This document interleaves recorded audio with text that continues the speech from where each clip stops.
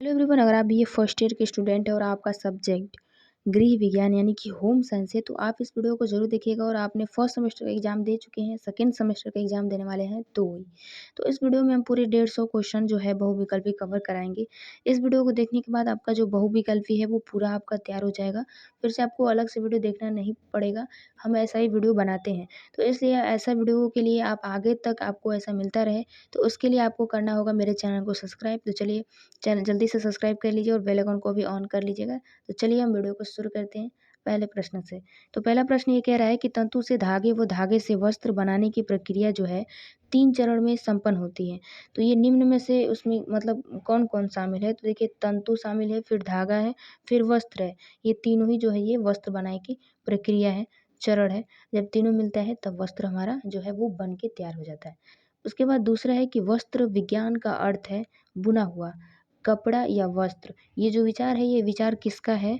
वस्त्र विज्ञान का अर्थ है बुना हुआ, कपड़ा या वस्त्र। ये जो विचार है ये किसका है? तो ये है चैम्बर्स डिक्शनरी का। सारे क्वेश्चन को बस आप ध्यान से देखते रहिए। उसके बाद तीसरा प्रश्न ये कह रहा है कि हर व्यक्ति जन्म से मृत्यु तक वस्त्र से मानी कि वस्त्र तंतु से घिरा रहता है। हम वस्त्र तंतु के उत्पादन पर चलते हैं और पहनते हैं। हम वस्त्र आच्छादित कुर्सी और सोफा पर बैठते हैं। हम वस्त्र के ऊपर नीचे सोते हैं। वस्त्र तंतु हमें सुखाते हैं, हमें शुष्क रखते हैं, हमें गर्म रखते हैं, हमें सूर्य, अग्नि और संक्रमण से सुरक्षा प्रदान करते हैं। ये जो इतना अच्छा विचार है, ये विचार किसका है? तो ये विचार है हालन, सैडलर एवं लैंगफोर्ड का। उसके बाद प्रश्न 4 है कि व्यक्ति के द्वारा पहना परिधान उसके सामाजिक समूह के समायोजन में महत्वपूर्ण भूमिका अदा करता है। तो ये विचार किसका है? तो ये विचार है निकल एवं डार्सी का। प्रश्न 5 है कि टेक्सटाइल शब्द किस भाषा से बना हुआ है? तो टेक्सटाइल शब्द जो है ये लैटिन भाषा से बना हुआ है। प्रश्न 6 है कि संयुक्त राज्य कांग्रेस ने वस्त्र तंतु उत्पादन पहचान अधिनियम कब बनाया था? तो 3 मार्च 1960 ईस्वी में ये बनाया था। प्रश्न 7 है कि वानस्पतिक तंतु का प्रकार निम्न में से कौन सा है? तो देखिए, इसमें सूत, लिनन, रेमी, जूट, हेम्प, काबर, सीसल, कापूक, बीना, यानी कि ये जो है सारे ये तंतु का प्रकार है। प्रश्न 8वें पे आते हैं कि निम्न में कौन प्राणिज तंतु है? यानी कि प्राणी से उत्पन्न जो है तंतु है। रेशा है, तो ऊन है, रेशम है, बाल है। ये तीनों जो है ये प्राणी से प्राप्त होता है। प्रश्न प्राणी से प्रश्न 9 है कि निम्न में कौन वनस्पतिक तंतु का स्रोत है? तो देखिए, इसमें वन से कौन मतलब जो है तंतु उत्पादन के लिए स्रोत है? तो देखिए, कपास का गुच्छा, सेलुलोज फ्लैक्स काटना, सेलुलोज जूट काटना, सेलुलोज हेम्प अगावा की फली, सेलुलोज कपूक वृक्ष, सेलुलोज चयाना घास, सेलुलोज बोकेनेट हस्क। ये जो है सभी ये जो है वन से मतलब ये प्राप्त होते हैं, सीधे में समझे। 10 ये है कि निम्न में कौन प्राणिज तंतु का स्रोत है? तो इसमें देखिए, भेड़ प्रोटीन, रेशम के कीड़े प्रोटीन, बाल वाले प्राणी प्रोटीन। प्रश्न 11 है कि सेलुलोजिक तंतु के स्रोत निम्न में कौन है? तो इसमें कपास के टुकड़े हैं। प्रश्न 12 है कि निम्न में कौन संश्लेषित तंतु है? तो इसमें देखिए, नायलॉन, एक्रिलिक, उसके बाद आरामीड, माड, एक्रिलिक, उसके बाद पॉलीएस्टर। प्रश्न 13 है कि नॉन सेलुलोज पॉलीमर का तंतु निम्न में कौन सा है? तो इसमें सभी हो जाएगा, यानी कि स्पैंडेक्स, एलिजिनेट, फ्लोरोकार्बन। उसके बाद बी कह रहा है कि आलेफिन पॉलीकार्बोनेट, सी कह रहा है कि विनयान सरन, उपयुक्त में से सभी। प्रश्न 14 है कि वनस्पति जन्य तने वाले तंतु के प्रकार निम्न में से कौन है? तो इसमें देखिए, लीलन, जूट, हेम्प, ये सभी है। तो सभी क्वेश्चन का आप बस ध्यान से देखते चलिए। उसके बाद आते हैं हम प्रश्न 15 पे कि प्राकृतिक तंतु से 3 उपवर्ग में कौन शामिल है? प्राकृतिक से तो देखिए, वनस्पति, जांतव, खनिज। प्रश्न 16 है कि वनस्पतिक तंतु की रचना में सेलुलोज के अलावा निम्न में किसका निश्चित प्रतिशत है? तो देखिए, कार्बन का भी है, हाइड्रोजन का भी है, ऑक्सीजन, तीनों का ही है जो ये प्रतिशत जो है ये निश्चित है। किसमें? तो वनस्पति तंतु की रचना में सेलुलोज के अलावा कार्बन, हाइड्रोजन, ऑक्सीजन, ये सभी प्रतिशत मात्रा में ये निश्चित है। प्रश्न 17 है कि लेलन के रेशे के संबंध में कौन सा तथ्य सही है? तो इसमें देखिए सेल्यूलोज 70% पाया जाता है, पैक्टन जो है 25%, अशुद्धियाँ होती हैं 5%। यानी कि सभी तथ्य जो है वो सत्य है। प्रश्न 18 है कि विश्व के समस्त जूट उत्पादन का 85% भाग जो है वो अकेले कौन सा देश जो है वो पैदा करता है? तो वो होता है हमारा बांग्लादेश से ये सभी जूट से मतलब जो है अन्य देशों से सिर्फ 85% ये अकेला पैदावार करता है। उसके बाद 19 है कि ऊन प्राप्ति हेतु निम्न में किन जानवरों की खालों को प्रयुक्त किया जाता है? तो देखिए खरगोश, ऊँट, बकरी, घोड़े, शेर, अन्य बर्फीले प्रदेशों में रहने वाले जानवर को। प्रश्न 20 है कि रेशम का कीड़ा निम्न में किस अवस्था से गुजरता है? तो देखिए अंडा देता है, उसके बाद लार्वा होता है, फिर प्यूपा होता है। प्रश्न 21 है कि निम्न अवशोषक तंतुओं की विशेषता है? तो देखिए इसमें स्थिर विद्युत घर्षण निर्मित होता है, रंग करने में कठिनाई आती है, त्वचा के आराम की दृष्टि से बुरा क्योंकि चिपचिपा लगता है। प्रश्न 22 कहते हैं कि लंबाई की दृष्टि से तंतुओं को 3 रूपों में देखा जाता है, निम्न में से कौन उसमें शामिल है? तो देखिए फिलामेंट या तंतु, छोटे रेशे, रेशों की रस्सी। प्रश्न 23 है कि प्राकृतिक तंतुओं की महीनता को निम्न में किस में मापी जाती है? तो प्राकृतिक तंतु की अगर बात कहें तो माइक्रोन में मापा जाता है, लेकिन मानव निर्मित तंतु में अगर बात कहें तो डेनियर में मापा जाता है। प्रश्न 25 है कि महीन कपास, रेशम या ऊन का आकार होता है कितना? तो 1 से 3 डेनियर होता है, ठीक है। प्रश्न 26 पे आते हैं कि औसत कपास, ऊन या अल्पका का होता है 5 से 8 डेनियर। प्रश्न 27 है कि डेनियर का निर्धारण कितने मीटर धागे या तंतुओं के वजन द्वारा किया जाता है? तो 9000। प्रश्न 28 है कि कपास का डायमीटर होता है 16 से 20 माइक्रोन। प्रश्न 29 है कि फ्लेक्स का डायमीटर होता है तो कितना? 12 से 16 माइक्रोन। प्रश्न 30 है कि ऊन का डायमीटर होता है 10 से 50 माइक्रोन। 31 है कि सिल्क वो डायमीटर होता है तो 11 से 12 माइक्रोन। 32 है कि रेशम के तंतु का आकार होता है तो 1.0 डेनियर। प्रश्न 33 है कि अमेरिकन कपास के तंतु का आकार होता है 1.8 डेनियर। प्रश्न 34 है कि भारतीय कपास के तंतु का आकार होता है कितना? तो 2.25 डेनियर होता है। प्रश्न 35 है कि मेरिनो ऊन के तंतुओं का आकार होता है 4.3 डेनियर। 36 क्वेश्चन है कि शकर ऊन तंतु का आकार होता है 7.5। तो ये जो सारे क्वेश्चन है जो है डेनियर, माइक्रोन, इसमें से आपका एग्जाम में 2-3 प्रश्न इसमें से जरूर आएंगे। प्रश्न 37 है कि फ्लेक्स तंतुओं के आकार होता है तो ये है 5.6 डेनियर। प्रश्न 38 है कि गलीचे के तंतुओं का आकार होता है 15 से 24 डेनियर। प्रश्न 39 है कि निम्न में से किसका आकार प्राकृतिक तंतुओं से निर्धारित होता है? तो इसमें उपयुक्त में से सभी यानी कि पौधों की वृद्धि के समय सेलुलोज के निर्मित होना का तरीका कैसा है, ये निर्भर करता है। उसके बाद वस्त्रों के तंतु का आकार और प्राणियों में प्रोटीन पदार्थ का निर्माण। सी कह रहा है ऑप्शन कि कीड़े के छिद्र का आकार जिसमें सिसिल तंतु बाहर निकलता है। तो ये जो तीनों ऑप्शन है ये प्राकृतिक तंतुओं को निर्धारित करता है। प्रश्न 40 है कि तंतुओं के क्रिम्प 3 तरह के होते हैं, इनमें से कौन उसमें शामिल है?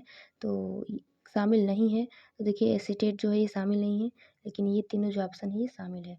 प्रश्न 41 कह रहा है कि टेक्सटाइल निम्न में किसकी कृति है? तो ये हालन सैडलर और लैंगफोर्ड का। प्रश्न 42 है कि सूत्र तंतुओं के एकत्रीकरण का सामान्य नाम है जो कि आपस में दबाए या गूंथे जाते हैं।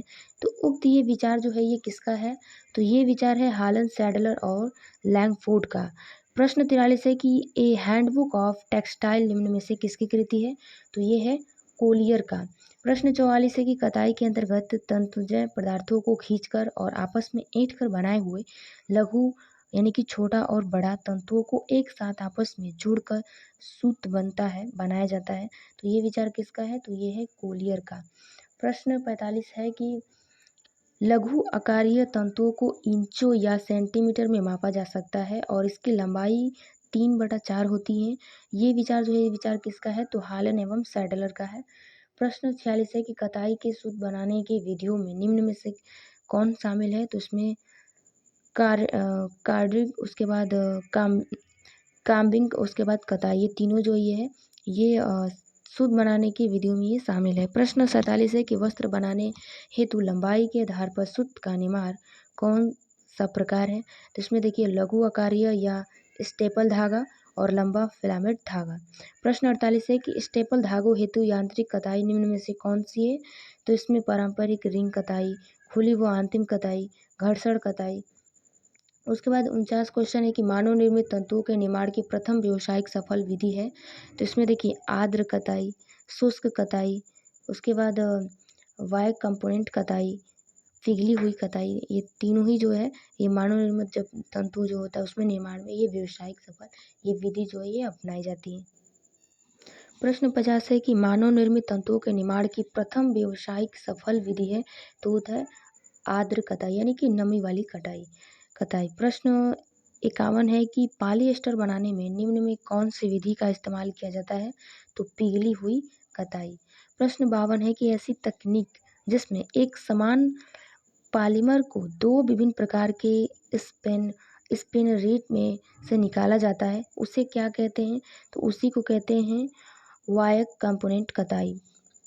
प्रश्न 53 है कि आर्द्र कताई विधि का प्रयोग निम्न में से किसमें किया जाता है? तो एक्रिलिक रेयान। प्रश्न 54 है कि शुष्क कताई विधि का उदाहरण है एक्रिलिक एसीटेट। प्रश्न 55 है कि पिघली हुई कताई का उदाहरण है। तो इसमें नायलॉन और पॉलिएस्टर जो ये पिघली हुई कताई का उदाहरण है। प्रश्न 56 है कि निम्न में कौन सूत्र का प्रमुख रूप है? तो इसमें सादे सूत्र, टेक्सचर सूत्र, स्पंज सूत्र, ये तीनों ही। प्रश्न 57 है कि निम्न में कौन सादे सूत्र का प्रकार है? तो इसमें इकहरा सूत्र, पलाय सूत्र, कार्ड या रस्सी। प्रश्न 58 है कि संरचना के आधार पर सूत्र के प्रकार हैं फ्लायर सूत्र, केबल सूत्र, दोहरे सूत्र और नवेलिटी सूत्र। प्रश्न 59 है कि निम्न में कौन से नवेलिटी सूत्र का प्रकार है? तो उसमें देखिए रेटिने, असलब सूत्र, चेनिल सूत्र, सर्पाकार सूत्र, घुरघुराले सूत्र, गांठदार सूत्र, स्पाइक सूत्र। प्रश्न 60 है कि घुमाव के सूत्र के अक्ष के आसपास तंतुओं के सफाकार व्यवस्था के रूप में परिभाषित किया गया है। उक्त विचार जो है ये विचार किसका है? तो ये हालन, सैडलर व लैंगफोर्ड। इसमें ज़्यादातर विचार जो है ये हालन, सैडलर व लैंगफोर्ड का ही है। प्रश्न 61 है कि निम्न में कौन घोल द्वारा वस्त्र बनाने की विधि है? तो उसमें देखिए फिल्म विधि और फोम विधि, ये जो है ये घोल द्वारा बनाने जो है वस्त्र बनाने की ये विधि है। कौन कौन? फिल्म विधि और फोम विधि। प्रश्न 62 पे आते हैं कि निम्न में कौन प्रत्यक्ष रूप से तंतुओं द्वारा वस्त्र बनाने की विधि है? तो इसमें नमदा विधि और बुनाई रहित विधि। प्रश्न 63 है कि निम्न में से कौन सुतों द्वारा वस्त्र बनाने की विधि है? तो इसमें ब्रेड विधि, नीटिंग विधि, उसके बाद लेस विधि, बुनाई विधि। प्रश्न 64 ये कह रहा है कि बुनाई की प्रमुख क्रिया निम्न में से कौन सी है? तो इसमें शेडिंग, बेटनिंग, पिकिंग, पिकिंग, उसके बाद लपेटना व छोड़ना, ये सभी जो है ये बुनाई की प्रमुख जो है क्रिया है। 65 है कि ग्रेन वो शब्द है जो बुनी हुए वस्त्र में ताने व भराव के सूत्रों की स्थिति को दर्शाता है। ये विचार जो है ये विचार किसका है? तो हालन, सैडलर एवं लैंगफोर्ड का। प्रश्न 66 है कि ग्रे वस्त्रों में ताने व भराव के सूत्रों के प्रति इंच संख्या को धागे या वस्त्र की गणना कहा जाता है। ये विचार किसका है? तो ये भी हालन, सैडलर एवं लैंगफोर्ड का है। प्रश्न 67 पे आते हैं कि धागे की गणना के स्तरीय विधि की खोज निम्न में किसके द्वारा की गई है? तो American standard for testing material. प्रश्न 68 है कि किनारी किसी वस्त्र की स्वयं के किनार होता है जो कि भराव सूत्र से भरा हुआ होता है तब निर्मित होता है, और जब ये वस्त्र में लौटकर पीछे की ओर आते हैं तो ये विचार किसका है? तो हालन, सैडलर, लैंगफोर्ड का। प्रश्न 69 है कि सादी बुनाई जो है द्वारा निम्न में से कौन से विशिष्ट वस्त्र बनाए जाते हैं विशेष रूप से? तो इसमें देखिए वेटिस्टे, वायल, उसके बाद जिंघम। प्रश्न 70 है कि रिबन बुनाई विधि के उदाहरण है। तो देखिए इसमें ब्राइड क्लॉथ, पॉपलिन, टफेटा। प्रश्न 71 है कि ट्विल बुनाई विधि का उदाहरण है। इसमें सर्ज, डोनिम, गेवटिन, ट्वीड। प्रश्न 72 है कि क्रेप बुनाई विधि का उदाहरण है। तो इसमें ग्रेनाइट, क्लॉथ, मास क्रेप, उसके बाद सेंड क्रेप। प्रश्न 73 है कि पाइल बुनाई विधि का उदाहरण है, तो इसमें देखिए वेलवेट, उसके बाद वेलवेटिन, कार्डराय, उसके बाद सी कह रहा है कि टेरी वस्त्र यानी कि उपयुक्त में से सभी, ये सारे उपयुक्त में से सभी। प्रश्न 74 ये कह रहा है कि डाबी बुनाई विधि का उदाहरण है, तो ये सभी अलग अलग विधियां हैं, तो इसमें आपको ध्यान में रखना है कि कौन कौन से ऑप्शन जो है किसके लिए है। तो देखिए डाबी बुनाई में जो है वो है, पहला ऑप्शन कह रहा है कि हकाबिक, उसके बाद ग्रेनाइट क्लॉथ, सर्टिंग मद्रास। प्रश्न 75 है कि जेकार्ड बुनाई विधि का उदाहरण, तो इसमें ब्रोकेट, दमस्क, उसके बाद टेपेस्ट्री। प्रश्न 76 है कि निम्न में कौन सा धार बुनाई का प्रकार है, तो उसमें सादी बुनाई, ट्वेल बुनाई, सेटिन बुनाई, जो ये तीनों जो है ये आधार जो ये बुनाई का प्रकार है। प्रश्न 77 है कि निम्न में कौन सादी बुनाई का प्रकार है, तो इसमें संतुलित सादी बुनाई, असंतुलित सादी बुनाई, विभिन्नता वाली सादी बुनाई। प्रश्न 78 है कि भारी वजन वाले रिबन के वस्त्रों के उदाहरण है, तो ये है विनग्लाइन, आटोमन, ड्रेप। प्रश्न 79 है कि निम्न में कौन ट्वेल बुनाई का प्रकार है, तो इसमें देखिए तिरछी रेखा के कोण के आधार पर, फिर समान व असमान ट्वेल, उसके बाद तानामुखी और बानामुखी ट्वेल। क्वेश्चन 80 पे आते हैं कि उन्हीं वस्त्रों के समांतर दाएं हाथ ट्वेल बुनाई उपयोग में लाई जाती है, इनके उदाहरण है, तो ये है broadcloth, gabardine, Kashmiri melton serge, covert, flannel tweed, उपयुक्त में से सभी। प्रश्न 81 है कि सुचारू गृह अर्थव्यवस्था में सबसे अधिक योगदान जो परिवार में होता है ये है गृहिणी का होता है। प्रश्न 82 है कि गृह व्यवस्था को सुचारू रूप बनाने के लिए आवश्यक है आय के अनुसार व्यय का बजट तैयार करना। प्रश्न 83 है कि गृह व्यवस्था एक मानसिक प्रक्रिया है जिसमें आयोजन, नियंत्रण एवं मूल्यांकन के द्वारा व्यापारिक साधनों का उपयोग करके व्यापारिक जो है ये पारिवारिक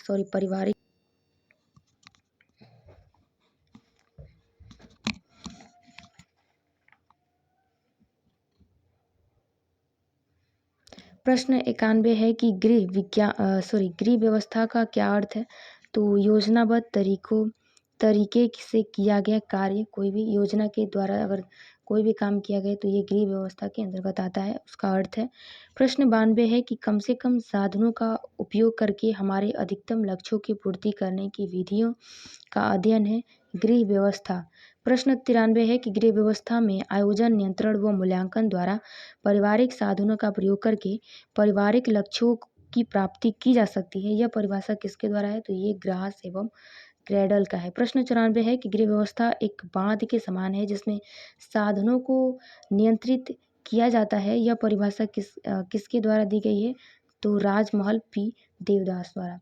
प्रश्न 95 है किसने कहा है कि गृह व्यवस्था एक व्यवहारिक विज्ञान है, तो ये क्या है, कोटजिन ने। प्रश्न 96 है कि गृह व्यवस्था एक मानसिक प्रक्रिया है जिसमें आयोजन, नियंत्रण व मूल्यांकन के द्वारा व्यापारिक साधनों का उपयोग करके पारिवारिक लक्ष्यों की प्राप्ति की जा सकती है, यह परिभाषा है, तो ये परिभाषा इनमें से किसी का भी नहीं है, ना ही गुडईयर का है, ना ही कोलहर का है, या निकेल एवं डार्सी है, किसी का भी नहीं है इसमें से। प्रश्न 97 पे आते हैं कि व्यवस्थापन घर के वातावरण में मानवीय संगठन की प्राकृतिक वृद्धि है, यह कथन है निकेल एवं डार्सी का। प्रश्न 98 है कि गृह व्यवस्था का प्रक्रिया है, गृह व्यवस्था एक प्रक्रिया है, तो कैसी प्रक्रिया है, मानसिक प्रक्रिया है।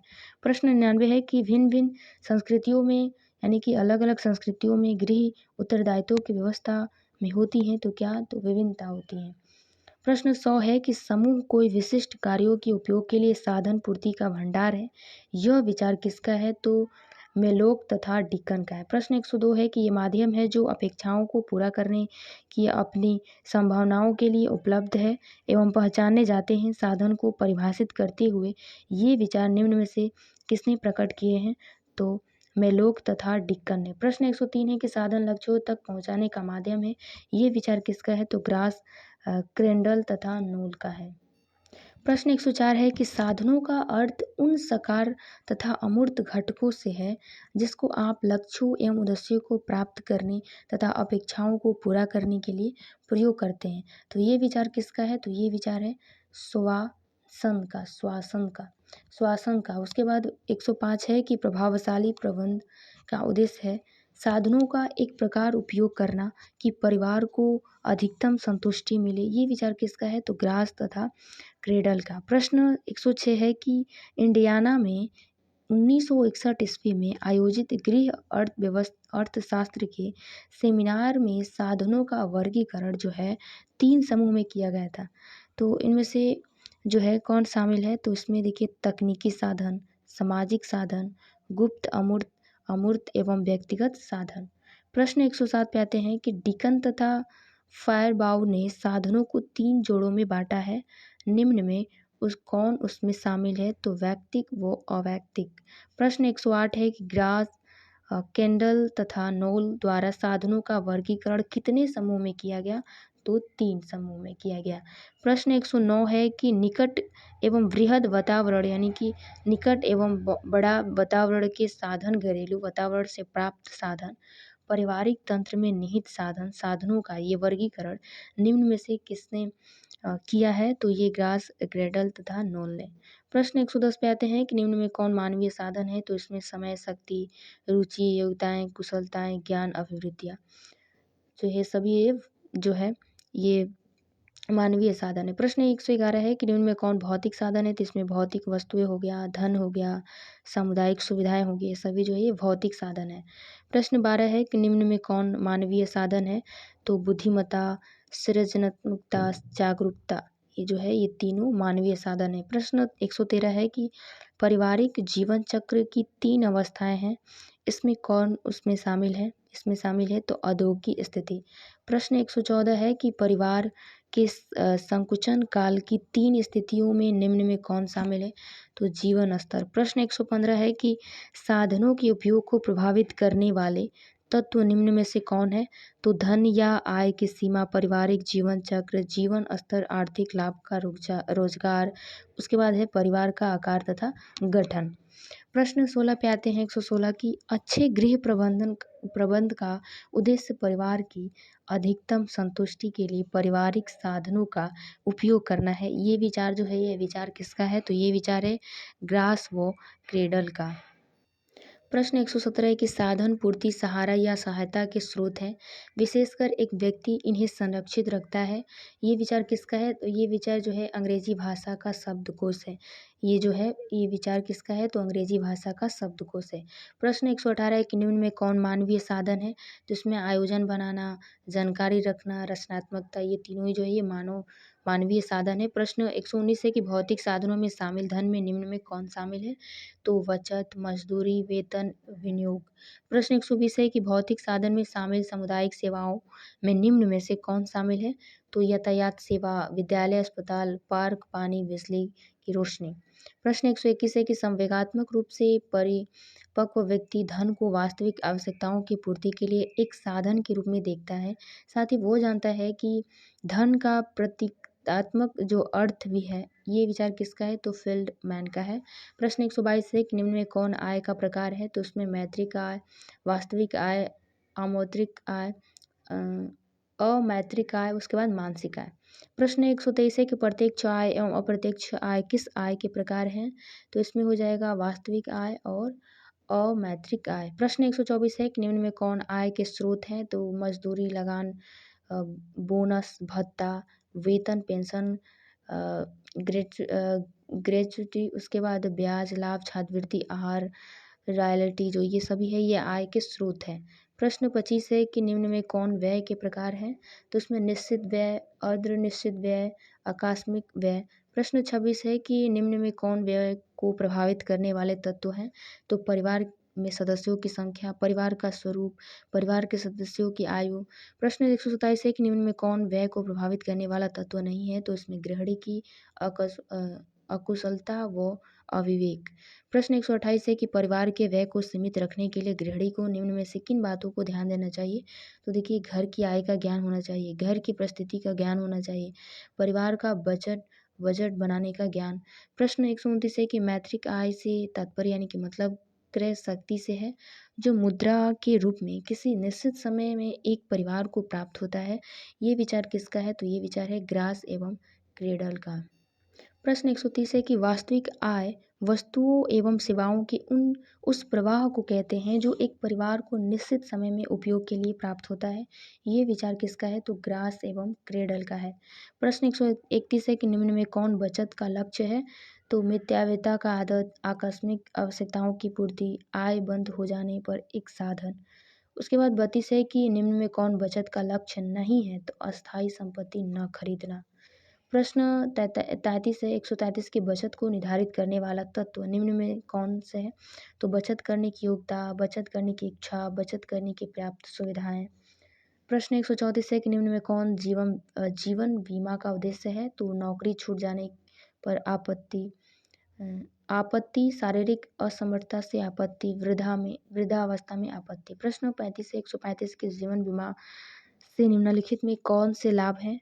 तो देखिए अन्य बचत योजनाओं की अपेक्षा अधिक सहायक होगा। फिर बचत के लिए प्रोत्साहन के साथ साथ विवश करना, भुगतान में सुगमता, कर्जदाताओं से सुरक्षा। प्रश्न 136 है कि बैंक शब्द की उत्पत्ति किस भाषा से हुई है?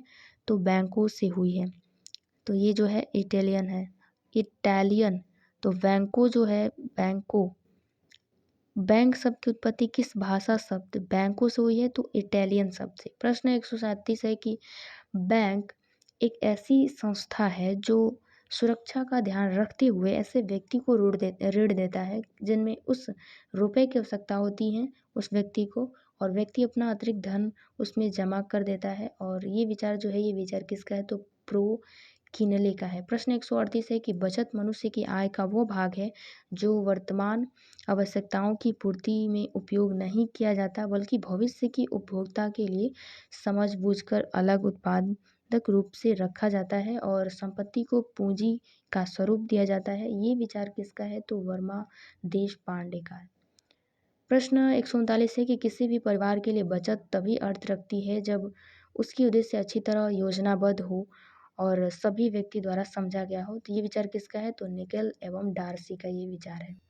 प्रश्न 140 है कि बजट भूत के व्यय, भविष्य के अनुमानित व्यय और वर्तमान समय के मंदों पर निश्चित आय का लेखा जोखा है। तो ये है क्रेग व रस। प्रश्न 141 है कि कार्य सरलीकरण की प्रमुख तकनीक है औपचारिक तकनीक। प्रश्न 142 है कि औपचारिक तकनीकी का भाग नहीं है तो सामूहिक अध्ययन। प्रश्न 143 है कि अनौपचारिक तकनीकी की विधि नहीं है ग्राफ चार्ट।